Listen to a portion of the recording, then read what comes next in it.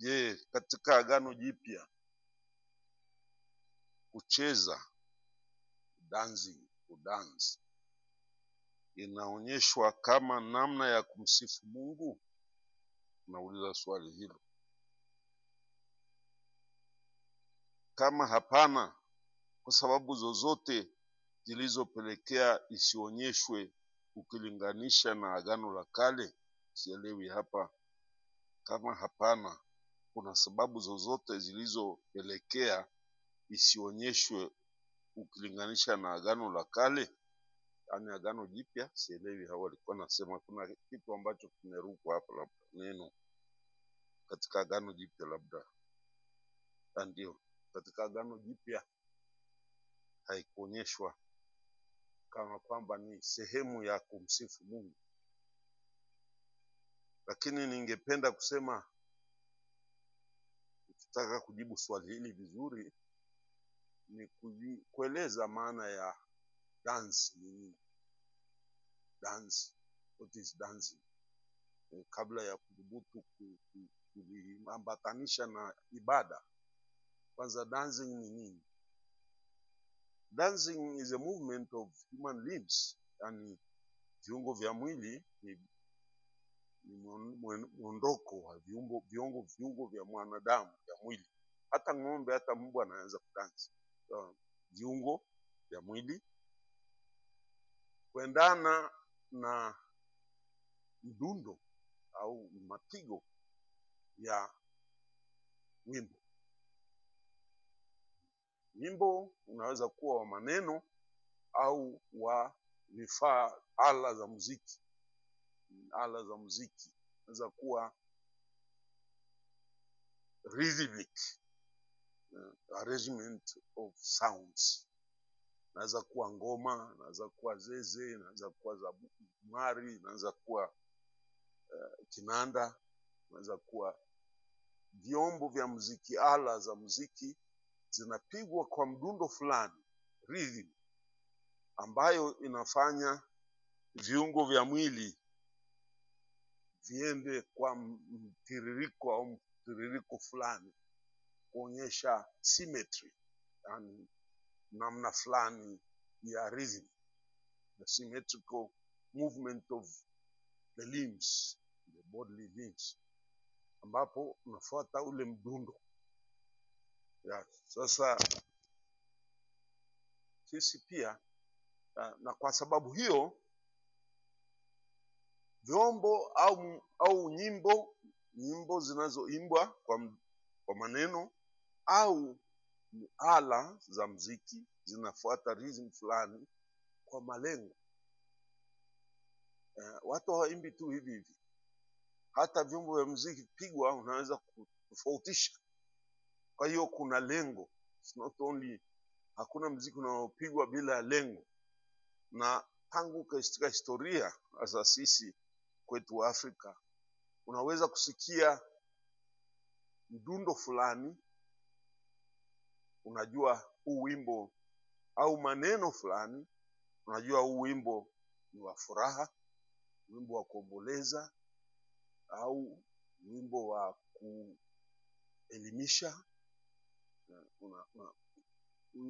Mdundo ule hata bila maneno unakufahamisha mazingira yaliyopo. Kama kuna rhythm fulani, unajua hii rhythm ni maombolezo, kuna kifo hapa au kuna kitu, sisa ule muziki tu. Lakini wengine pengine tunapiga kinanda bila hata unasikia.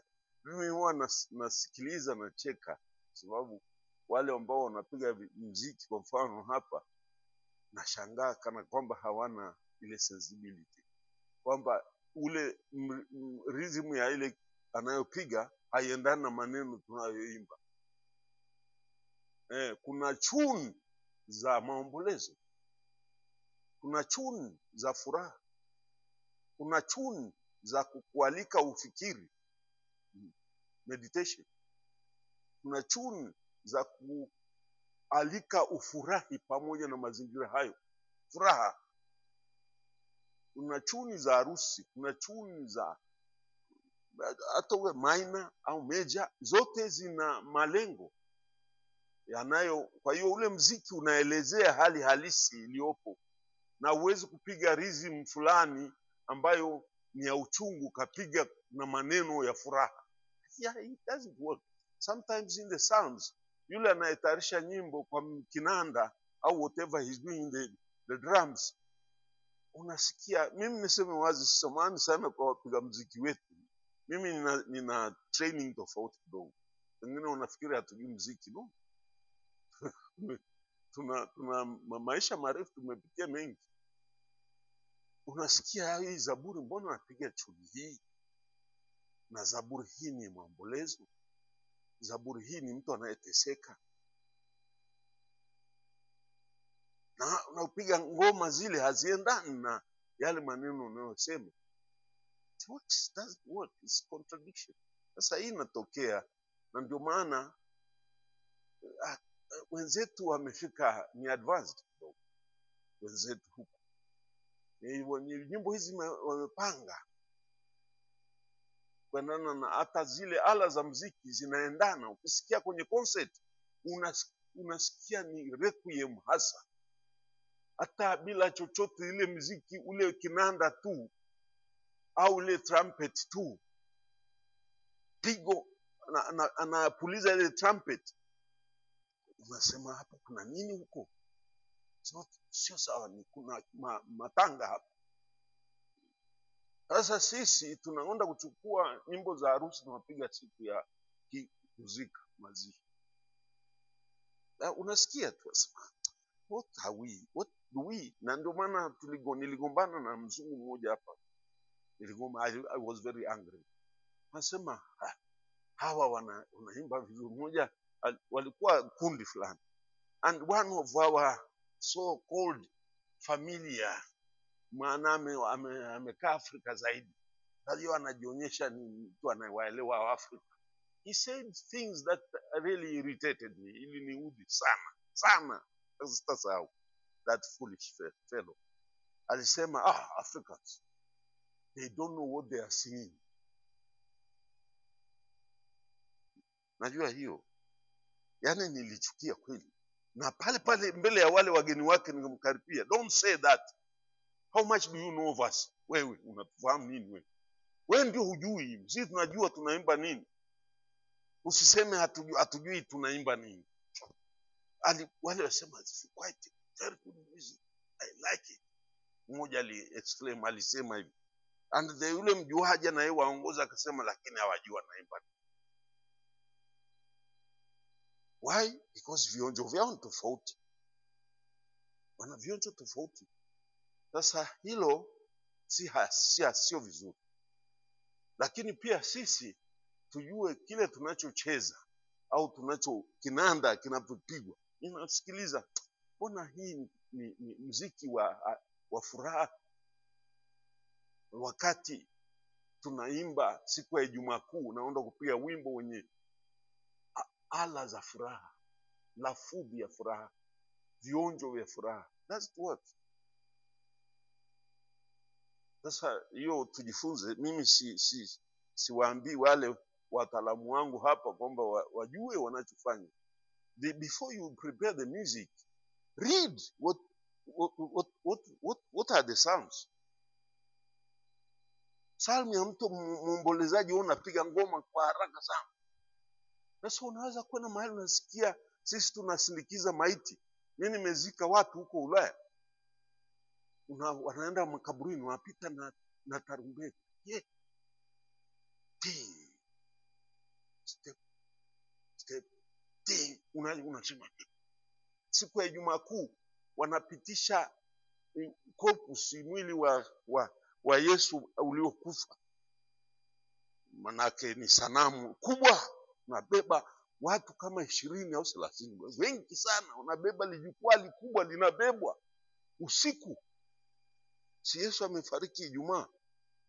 Katika kalenda yetu Ijumaa Kuu, mimi nimeshiriki hivyo vitu, na alafu watu, I say, jamani, Kwa maana watu wale wametuacha kweli. Kuanzia huku mpaka Msamvu ni line ya watu. Na mashirika yote ya kidini, kwa mfano Moyo Mtakatifu wa Yesu, Watoto wa Yesu, Watoto wa Maria, I don't know what, makundi mbalimbali kama tunavyofanya Ekaristi Takatifu, wanaunganika kila kwa rangi, kila wote wamevaa rangi aina moja, na rangi hizo ni za kuomboleza. Hii na nyeusi. Nilishangaa mara ya kwanza tu nilimwambia paroko, I will not be able to carry the Eucharist. Manake Eucharist nyuma sanduku kubwa limetangulia. Nikamwambia I want to get to know this thing before I am able to carry it. Can't you find some other assistant? Wakaenda kuchukua shemasi fulani.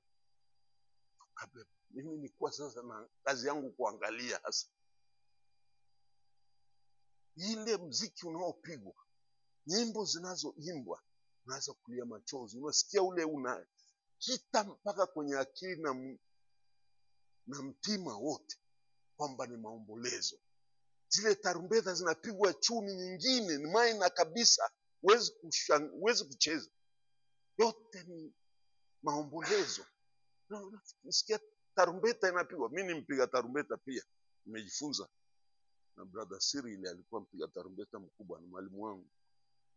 Alitufundisha nikiwa form 1, form 2, form 3. Nilikuwa napiga vizuri tu. Unasikia hata ile ngoma inapigwa moja tu, pigo moja, sio ting ting ting, hapana, pigo moja. Unaona watu wanakwenda kwa rhythm ya maombolezo, wamebeba salma, yani mwili wa Yesu aliyefariki, wana sanamu hiyo anabeba. Sasa that is dancing. Ni muziki wa ibada unaowainua watu kutoka hali yao na kuwapa mazingira ya maombolezo. That is music which copes with their existential life situation, in which they are mourning for the death of their beloved one. Ndio muziki wa ibada. Kwa hiyo pale nilikuwa nimekaa kimya, yaani unaona watu wamezama katika meditation ya kifo cha Yesu. Yeye waliompenda, yeye aliwatendea mema, wao wametenda. Kila mmoja ameinama kichwa na mshumaa. Walking tunaenda kwenye altari iliyowekwa katikati ya mji mkubwa kama Dar es Salaam. Watu wanatembea kutoka tuseme Gongo la Mboto mpaka Mnazi Mmoja.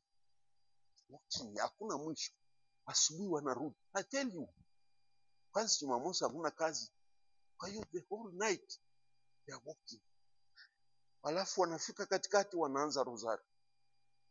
Na mbele ya salma ya Yesu, yani ule mwili wa Yesu, kuna mwili wa Bikira Maria amegeuka, amepiga magoti, anamwangalia mtoto wake wanayembeba. It is really scenario inayosikitisha, inaumiza, na unaona kweli tumetenda nini. So all the people, children, watoto wale wote vimevaa nyeusi, na ni usiku, kuanzia saa 1 jioni ile tunaelekea huko, tunafika saa 6. Hakuna kuchoka, kwa sababu ule rhythm inaanza. Kwa hiyo ile inaonyesha yaliyo ndani, vionjo vyetu, that's the work of music. It gathers our own self into the rhythm which expresses our inner feelings. Ndio music expresses our inner feelings. Na kwa hiyo ule ni muziki yetu. Wanapotembea wote wanakwenda. Hata tunapokwenda, nimewaambia, tunapoona makaburini, kuna kikundi fulani, si waombolezaji, professional mourners, if you have ever heard of those. Wakina mama fulani wameunda vikundi, wana ala za muziki. Kuna mama anapiga muziki, kuna ala fulani unasikia wanaomboleza, wamebeba maiti, tunaenda kaburini na padri yuko nyuma kule, unasikia ile muziki ni muziki wa maombolezo, na hawatembei hivi hivi tu na kutukana na hadithi kule, haisemi hapana. Kule yani wote wana ile atmosphere of mourning. Kwa hiyo wanabeba na muziki ule unaendana na mahali ilivyo. That is dancing. Muziki wa dansi, lakini sio dansi ya kucheza na hapana, sio bolingo, ni muziki tofauti. So dancing is an expression of the inner feeling of the individual, expressing what he feels from within, and a demonstrate outside, inviting others to join. Yesu anasema mbona wenzenu walikuwa wanacheza wakawaalika, hamkuja kuwa join. Alafu wakaomboleza, hamkuja kuomboleza. Wote walikuwa na muziki. So there is this kind of thing. Now muziki huu kwa hiyo unaweza kuwa ni wa furaha. Ukisikia muziki tu kwa mbali, unajua hao watu wanacheza muziki wa rhythm ya furaha. Hao wanacheza muziki wa rhythm ya tafakari. Ni mtu anafikiri. Na ndio muziki, kwa mfano hapa classic music, mimi nazo nafikiri nimekusanya, ninayo ya kutosha classic music. Nikuzungumzia hapa, hata wengine waliniomba niwape, nikawapa. Anyway, classic music ninayo, na wengine wanaitumia wakati wa meditation. Hapa sio tunapiga muziki kila kitu changanya, hakuna selection. Classic music wakati wa, hata naweza kuweka wakati wa mitihani. It sharpens the mind, the intellect. Classic music ni proved by psychologists kwamba umefikiri umechoka, piga muziki, classic music wa labda mtu fulani, labda Beethoven, au kuna wataalamu fulani mbalimbali. Unachukua diski moja unaweka pale, unakaa kimya, unatulia. Nimenunua nyingi sana, na sijui ni ngapi nazo. Nisione mtu anakuja kwa kuomba muziki. Ni mnanunua mabolingo, makelele tu. Sasa it doesn't help to sharpen the mind. Mmoja ambaye anatunga kitu, huwezi kutunga kitu na muziki tunayopiga sisi. You can't. I tell you, ndio maana nakuja huko, kuna mahali fulani tunagongana ndugu. Wananichukia sana. Sawa tu. Naambia muziki gani? Huwezi kukaa kimya. Because sio muziki unaovuta fikra. Tofauti. Kuna muziki ya fikra. Hata siku ya meditation nasikia muziki ile. Hakuna. Kuna gap kati yetu. Labda uelewa, ufahamu wa mambo haya. Yaani amegusia hili swala la muziki. Umegusia mtu ambaye anajua kweli. Mimi najua na claim. I know what music is. Kwa hiyo muziki inaweza kuwa ya aina mbalimbali, kwa neno mazingira mbalimbali, na ni expression of the inner self expressed from without, toka nje. Kwa hiyo tuelewe ni maana yake ya muziki. Sasa muziki ni kitu muhimu sana, na dance ni sehemu ya muziki. It invites you. Dance, muziki unakuinvite to follow the rhythm, and the limbs follow the rhythm, kama miguu au kichwa au mikono au whatever. So the limbs express the inner self following the rhythm, mapigo, mdundo wa ule muziki. Sasa muhimu ni wale wanaopiga zile ala au ngoma whatever, wajue wanapiga kwa malengo gani. The purpose of that music should invite people to feel the atmosphere. That is the meaning of music. Whether in the church, whether in the hata kwenye graveyard, uko makaburini, hata iwe ni kwenye harusi, iwe magerezani, wherever. Music is capable of expressing the situation of the individual. That is the meaning of it. Sasa kwa hiyo mimi ningesema mziki ni muhimu, na imetajwa kwenye hapa nimetaja Yesu anazungumzia mziki na kucheza. Ameeleza hapa. Yesu amesema mwenyewe. Yes. Nafikiri ni sura ya nafikiri kama sio Mathayo 15 kuendelea. Ameeleza. Kwa hiyo mziki ni muhimu na dance ni muhimu. It's part and parcel of our lives. Haiwezekani sisi, Mungu ametuwekea ndani yetu, it's an innate energy toka mwanadamu akiexpress kile anachojisikia. Kwa hiyo pia katika ibada tunatumia kile tulichojaliwa kuelezea yale yanayotokea ndani mwetu, mbele ya Mungu na mbele ya wenzetu, mbele ya malaika na watakatifu, mbele ya maadui zetu na rafiki zetu. Even Satan sees what we are expressing, and when he sees you expressing your sorrow but for maybe committing some unrighteous act or wickedness, Shetani anatambua huu sasa anatubu tena. Ameshamkosa kwa ule mziki. Kwa hiyo mziki ni muhimu. Mtu ambaye hapendi mziki ana kasoro. I have to tell you the truth. Mtu anasema mziki sitaki hapa, huyo hapa kuna kitu si sawa, na nikimtambua hawezi kuwa padri. Hawezi. Mtu ambaye hapendi mziki hawezi kuwa padri, kwa sababu padre anakusanya mtu kamili, ni mtu mkamilifu, and a perfect person ndio anayetolewa sadaka kwa Mungu. Hatutoi sadaka kwa Mungu kitu chenye kasoro. Na express hii wazi. The priest is a perfect human being which is acceptable to God as a sacrifice. Kumbuke hiyo. Sio unakuja hapa una jicho moja, hapana. Natakiwa uwe na macho yote mawili. Perfect sacrifice without blemish is a lamb without blemish. Imewekwa kuanzia kitabu cha Walawi. Tuelewe hiyo.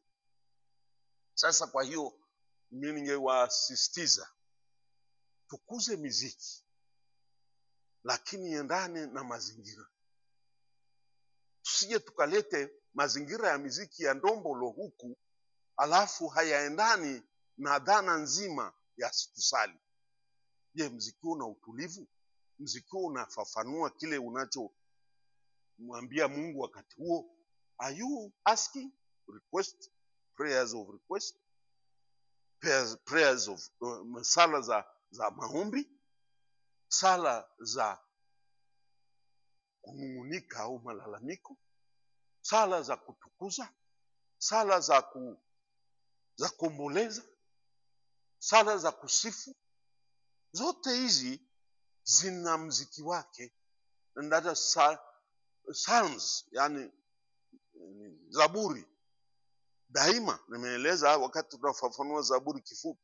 Zaburi zinaitwa sir katika lugha ya Kiebrania, manake ni nyimbo.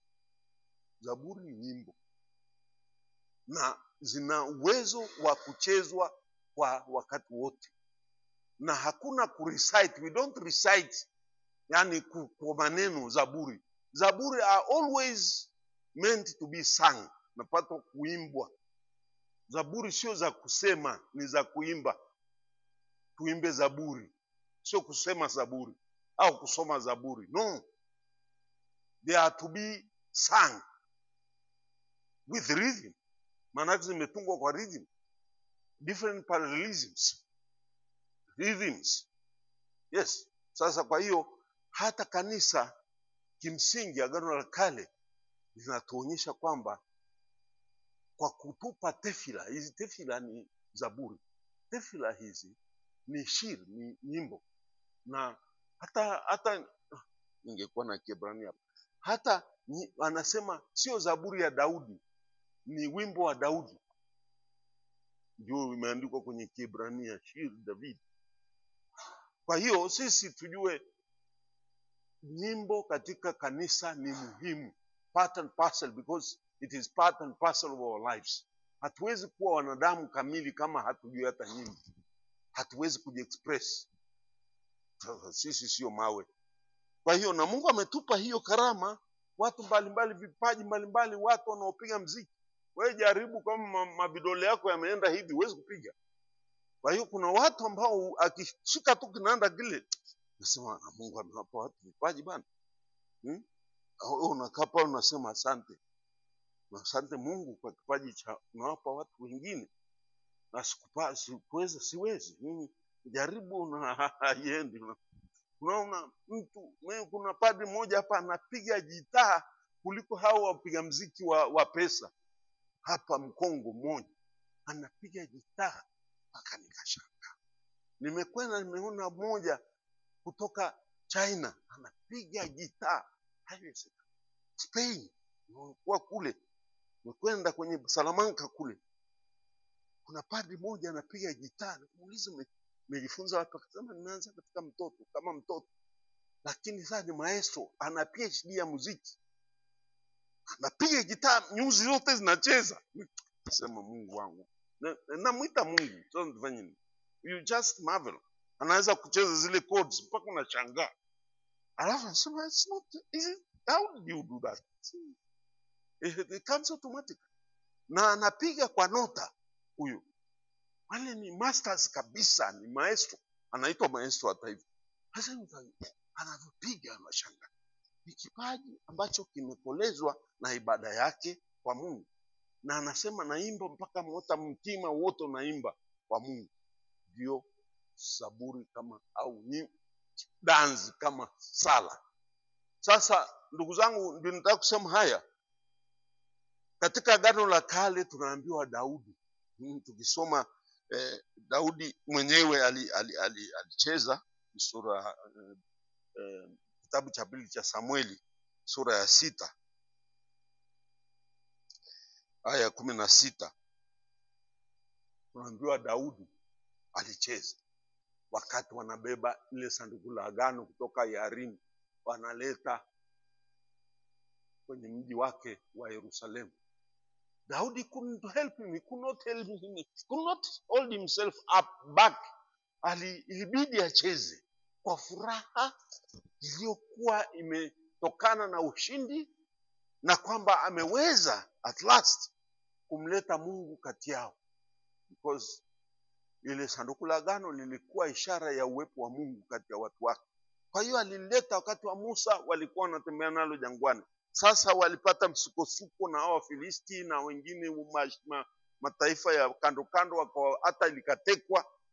Lakini sasa amefaulu ushindi, anajua sio mimi, ni Mungu amenipa ushindi ili nimlete, alidhani ili nimlete hapa kwenye makao yake.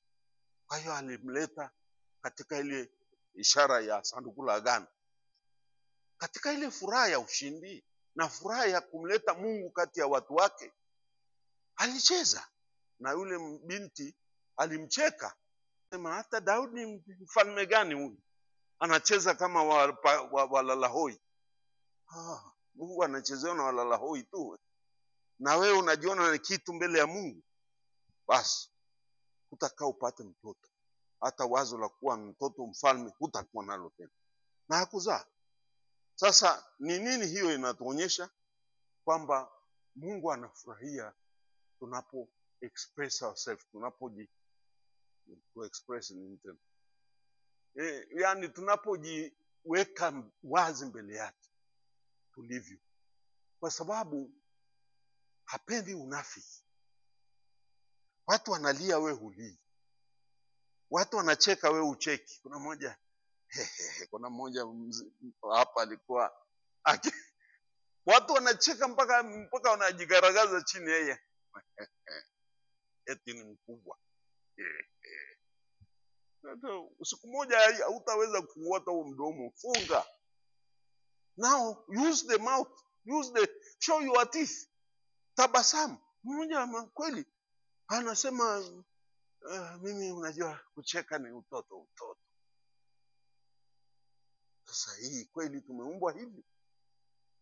Kucheza ni kukosa adabu. Adabu iko wapi? Mbele ya Mungu hakuna adabu. Kwa hiyo kuna ngoma zinazotakiwa kwa mahali fulani. Nimesema kuna aina mbalimbali za ngoma. Kuna ngoma inayoendana mazingira husika. Yes. Can this music dancing of African dance become part of the liturgy, the Catholic liturgy? It's not, hii ni mambo ya uchawi. That's the prejudice they have. Mambo ya nini? Superstition, yes, kind of superstition. It is actually mesmerizing. It is a kind of sensual, dancing. It was too sensual. So many comments huko na huko. And then the Pope spoke out on Wednesday. Ile tunaita Wednesday audience with the Pope. Yohane Paulo was outspoken. Kwa naongea vibaya yule mwana falsafa. Akasema sasa mmeona Mungu alivyo mkuu kuliko sisi na viculture vyetu ambavyo ni cold culture. Aliwamaliza, alisema ni culture ya baridi. Yes, tumemwona Mungu anang'aa katika culture yenye joto. And we praise him, we glorify him, we exalt him. Maneno mengi anaongea yule, alikuwa na maneno de rhetorician mkubwa. Sidhani kama tutapata mwingine kwa karne hizi. Aliongea karibu nusu saa akisifu ile liturujia, akisifu Mungu anayeimbiwa, ana dansi inayomweleza upendo, ukuu, wema na yote ya Mungu. Wote hakuna aliyecomment. Ni kama Daudi aliyemjibu yule mama aliyemcheka, akasema wewe unanicheka kwa kumwimbia Mungu, wewe unamwimbia nani? Shetani? Unamchezea shetani? Unamchezea dance shetani au ni Mungu? Where? So I have chosen to dance before God. Sasa tangu wakati ule kuna watu ambao wamelelewa na mtazamo wa kizungu. Anything African, anything which does not follow the Roman traditional liturgy should be taken with restraint. Yani lazima ichukuliwe kwa makini, yani sio kukubali kila siku. Kwa hiyo utasikia wanaweka vikwazo vingi. Any new innovation from African perspective inakuwa with restraint. Unapokea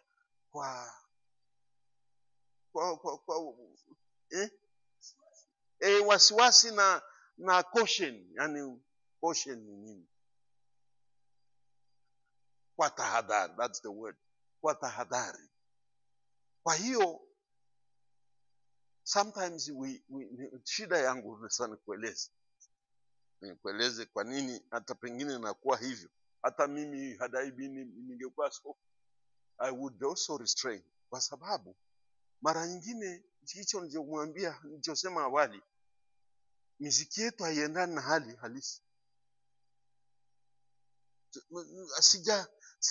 Ni mara moja kule mzee alifariki kule, alikuwa kuna mmoja alitunga muziki, nikasema there is it. Na hapa sijasikia kwa sababu ni mzito kweli, ambapo una express the real atmosphere. Yale maneno yanaenda ule muziki. Na mtunge nyimbo zinazofaa. Manake unachoimba unajisikia uko ndani ya yale nyimbo. Na ule muziki unaendana na yale maneno. Sasa mara nyingi sana muziki yetu haendani na maneno tunasema.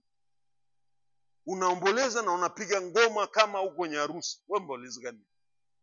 Can you express yourself with the drums without songs? Drums zinakwambia ni drums za maombolezo. Zipo. Nimesikia na mimi najifahamu. Nafahamu. Ningekuwa na uwezo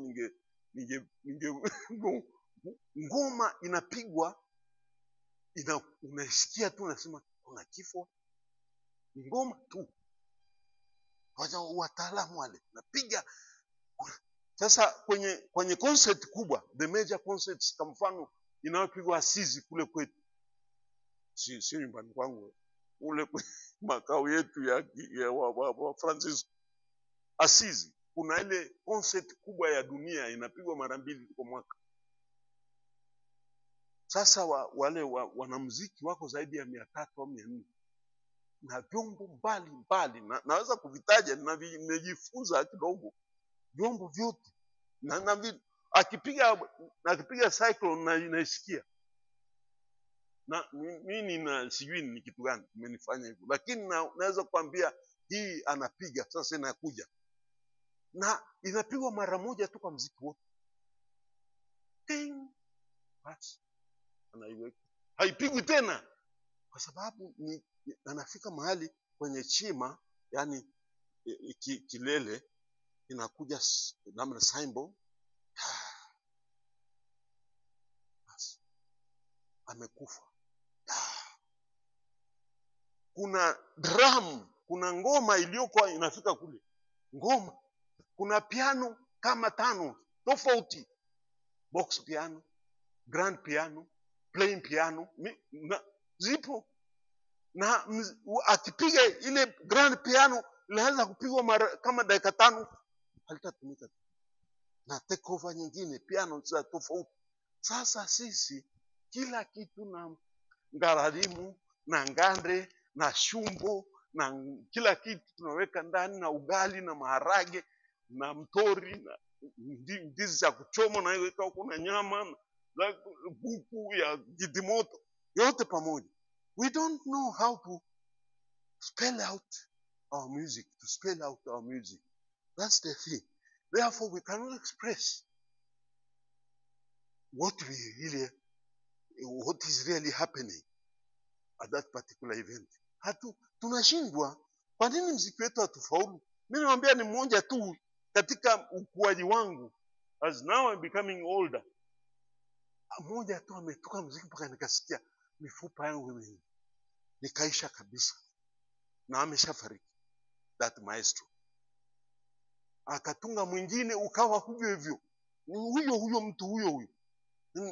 Muziki wake unaeleza kinachotendeka. Muziki wenyewe hata akiupiga tu unasema leo ni Christmas, bila ngoma, bila maneno. Anapiga muziki ule, unasema muziki ni wa ufufuko, bila kusema ni ufufuko, bila kusema Pasaka. Muziki tu anaopiga, huu muziki ni Ekaristi, una ladha ya shukrani, ladha ya mateso, ladha ya kujitoa. Yani unaweza kupiga muziki wa kujitoa wewe. How do you express kujitoa kwa muziki? To die for the other kwa muziki.